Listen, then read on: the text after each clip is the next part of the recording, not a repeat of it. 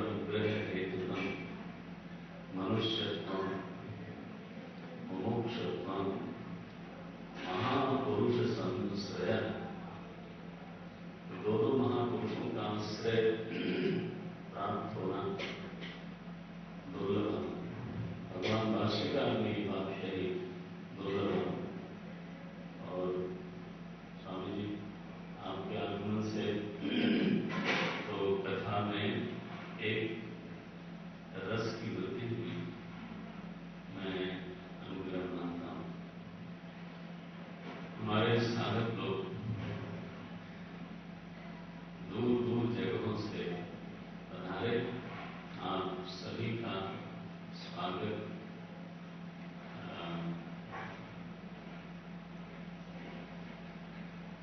प्रभु करें।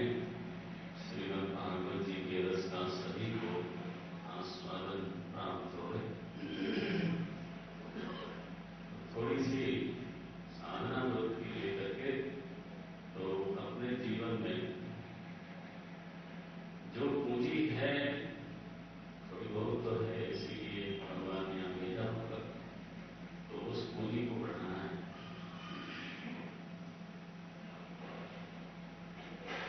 भागवत जी के महात्म्य में कथा आती है, और कथा में प्रवेश करने के पहले मैं जानता हूं सभी लोग प्राय तो थोड़ा एक किंचित दर्शन की भी स्थिति कर लेनी चाहिए। तो महात्म्य में ये कहा गया कि हमारे अंतःकरण में बहुत सारे भाव रहते हैं। कुछ दुष्ट विचार रहते हैं, दुष्ट भाव रहते हैं, कुछ सात्विक भाव रहते हैं। ज्ञान है, बल है, श्रद्धा है, विश्वास है, वैराग्य है, ऐश्वर्य है, वीर्य है, शौर्य है। बहुत सारे भाव अंतःकरण में हमारे रहते हैं। कोई ज्यादा है, कोई कम है। किसी में लगन बहुत है, किसी में कम है, किसी में साहस बहुत कम है, किसी में बहुत ज्यादा है। शौर्य है, किसी में कम है। नाना प्रकार के भाव रहते हैं। और हमारे अंतःकरण का असल में जो नियामक है, द गवर्निंग एलिमेंट, वो यही भाव बनते हैं। तो कौन सा ऐसा भाव है दुनिया में, ऐसी कौन सी चीज है जिससे मनुष्य का, जीव का निश्चित रूप से भला हो? ऐसी क्या चीज है? इस बात की मानव खोज की गई। तो साहस हर समय भला नहीं करता, शौर्य हर समय भला नहीं करता। कई बार वो हमको संकट में डालता है। बल हमेशा भला नहीं करता, क्योंकि बल के कारण कई बार अभिमान भी होता है। धन हर समय भला नहीं करता, क्योंकि उससे भी कई बार नुकसान होते हुए देखा गया है। तो जो पद है, प्रतिष्ठा है, ऐश्वर्य है, वो भी सर्वदा हितकारी नहीं दिखाई देता। जो संबंध है लोगों के साथ, उससे हमें बड़ा सहारा मिलता है, लेकिन कई बार उससे तकलीफ भी होती है। तो वो ऐसी क्या चीज है जिसको एकांततः श्रेय, इंसान एकांततः श्रेय, मनुष्य को ऐसी क्या चीज प्राप्त करनी चाहिए जो निस्संदेह सदा उसका भला ही करे और उससे कभी उसको नुकसान न होए। घोर से घोर समय में वो काम आवे। घोरतम जो समय है, समष्टि समय,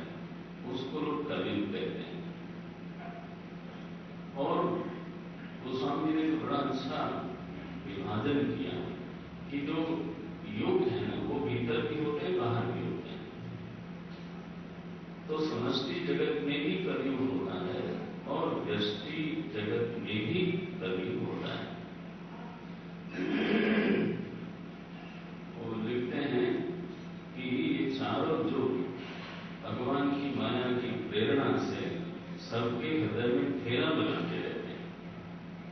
तो जब तमोगुण बढ़ जाता है हमारे भीतर, उसका लक्षण किया उन्होंने, कलि प्रभाव विरोध जब होगा, जब हमारे जीवन में हर ओर से विरोध होने लग जाए तो जरूर कलयुग का प्रभाव आ गया। बाहर हो गए कलयुग चाहे ना आ गए, लेकिन व्यष्टि जीवन में समझे कि फिर कलयुग आ गया, क्योंकि हमारी वाणी, हमारे आचरण, हमारे भाव में, हमारे स्वभाव में कुछ चीजें ऐसी आ गई हैं जो किसी को पसंद नहीं आती। तभी सभी का विरोध होगा, आखिर सब लोग गलत पड़ो। तो घोर काल जो है कलयुग, उस समय भी हमारा भला करने वाला कौन है? तो नारद जी का निर्णय है कि भगवान ने ऐसा सोचा कि अकेले एक भक्ति नाम की जो वृत्ति है, अकेले वही जीव मात्र की सदा सर्वदा भलाई करने में समर्थ है। ये उन्होंने कहा, त्वंत भक्ति प्रिया तस्य सततम प्राणतो दिता त्वया उपस्थ भगवान यान्ति नीचे गृहेश्वरी सत्यादि त्रियुगे बोध वैराग्यो मुक्ति साधको। जब अच्छे युग होते हैं, सत्युग, त्रेताद्वापर, तो बोध वैराग्यो मुक्ति साधको, ज्ञान और वैराग्य से मुक्ति मिलती होगी। लेकिन कलौ तो केवल आवृत्ति ब्रह्म सायुज्य कारिणी। जब घोर काल है तो उस समय तो केवल भक्ति ही तो जीव को ब्रह्म से मिलाती है, उसका कल्याण करती है। तो जब भगवान ने ऐसा अपने मन में सोचा तो उन्होंने फिर भक्ति का सृजन किया। ये प्रकरण है जिनों के महात्म्य दूसरे अध्याय में देख सकते हैं, 3, 4 और 5वां श्लोक,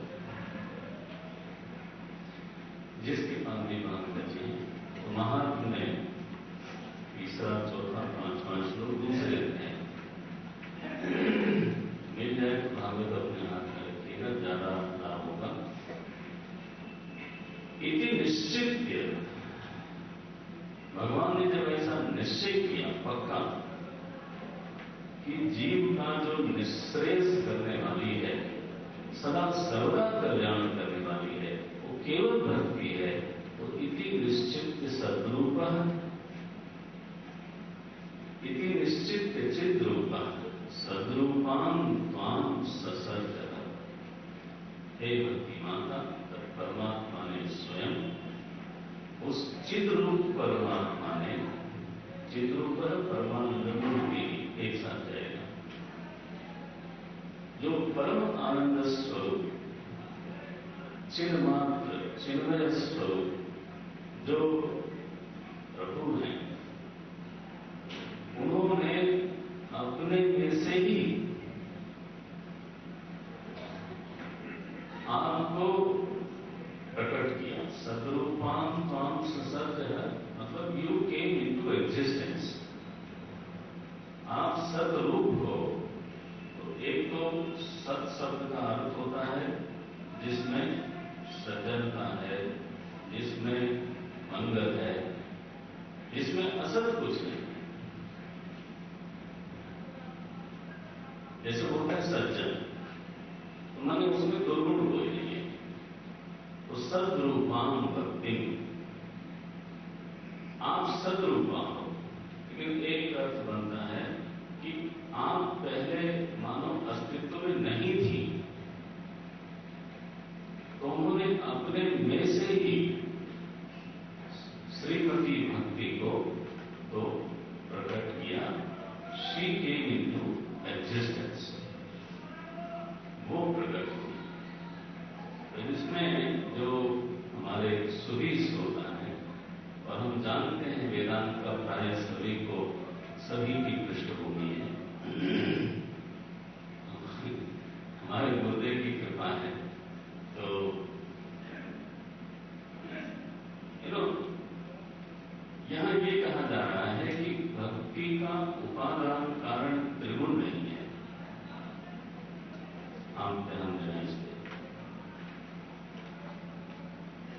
वेदों से भक्ति की उत्पत्ति नहीं मानी गई।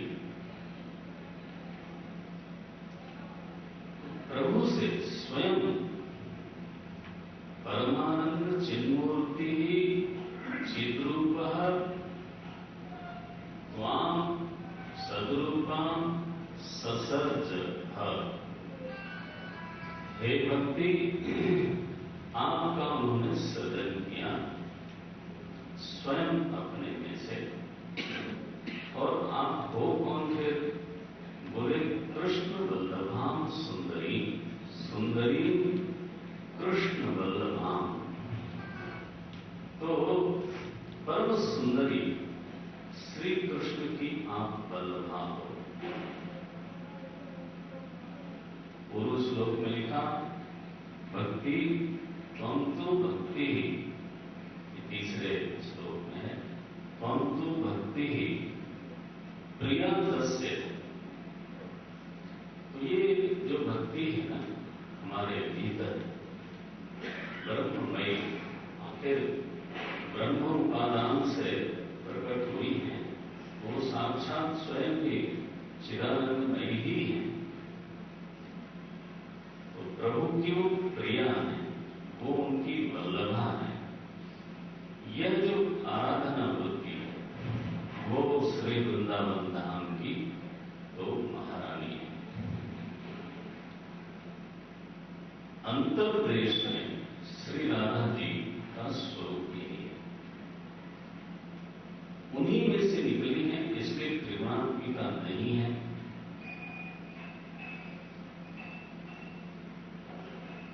इस पर आप विचार भी करना और अभी तो ध्यान दो।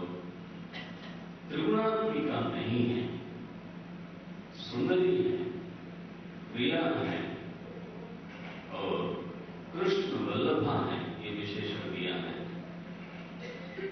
कृष्ण वल्लभा और उनका प्रभाव जो बताया वो ये बताया कि त्वया आहूतस्तु, हे भक्ति माता, जब आप बुलाती हैं त्वया आहूतस्तु भगवान याति नीच गृहेष्वपि, भगवान नीच के घर में ही जाते हैं यदि आपने उनको बुला दिया तो ये श्रीमती भक्ति, श्री कृष्ण वल्लभा भक्ति का प्रभाव, भक्ति का जिस तरह का यहां निरूपण है वो बहुत कम जगह पढ़ने को मिलता है। जिनका की उत्पत्ति स्थान स्वयं परमात्मा है, तो जो सुंदरी है और जो कृष्ण की प्यारी है, दो बारी शब्द आए, प्रिया तस्य कृष्ण वल्लभाम, ये शब्द है। और उनका जो प्रभाव बताया है वो है याति नीचक गृहेष्वपि भगवान त्वया आहूत। अगर आप बुलाओ, अभिप्राय ये है कि भक्ति माता की आप हृदय में विराजमान हो जाओ और आप इशारा करना शुरू करो, तो अंतःकरण में यदि नीचता भी हो, अंतःकरण में इतना परिष्कार यदि न भी आया हो, तो भी भगवान याति, भगवान जाते हैं वहां पर। तो सारे विकारों की महिमा एक तरफ, सारे विकारों का दुष्प्रभाव एक तरफ, और भक्ति माता का प्रभाव एक तरफ। इसलिए शब्द लिखा ब्रह्म सायुज्य कारिणी, ये देवी हैं। ये आराधना वृत्ति में जो राधा शब्द रख करके बोला जाता है, ये राधा जी हैं और वृंदावन धाम की मुख्य महिमा है, और उन्हीं की हम लोग जय बोलते हैं। और जब हाथ उठा के जय बोलते हैं तो वो मुद्रा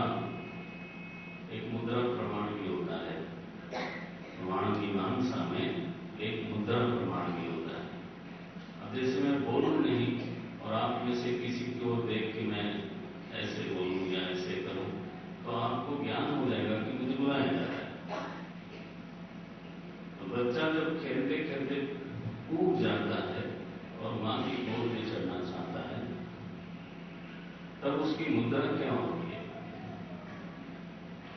तो वो हाथ को ऐसे उठाता है। तो ये जो हाथ उठा करके ना भगवान शंकर की जय बुलाते हैं, राधा जी की जय बुलाते हैं, उसका अभिप्राय ये है, अगर आप में वो भाव न हो तो जरा संकोच से कर लेना। अगर ज्यादा खेलने की इच्छा हो